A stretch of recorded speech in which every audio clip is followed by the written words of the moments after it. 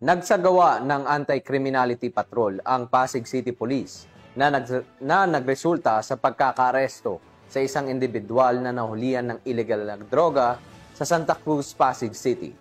Tinutukan niya ni Patrolwoman Ivy Corporal. Nasa kote ang isang lalaki sa anti-criminality patrol ng Pasig City Police matapos mahulihan ng hinihinalang shabu at improvised firearms sa Barangay Santa Cruz sa Pasig City. Kinilala ang sospek na si alias Eric, 53 anyos at residente ng Makati City. Nasamsam sa kanya ang 2 sachet ng hinihinalang shabu na may kabuuang timbang na mahigit 7 gramo na may malaking halaga. Nakumpiska din ang 2 pirasong mark money, isang improvised firearms at isang bala ng 9mm. Kasalukuyang nakadetine ang sospek sa Pasig City Police Station para sa kaukulang dokumentasyon at nahaharap ito sa kasong paglabag sa Republic Act 9165 o mas kilala bilang Comprehensive Dangerous Drug Act of 2002 at Republic Act 10591 o Comprehensive Firearms and Ammunition Act.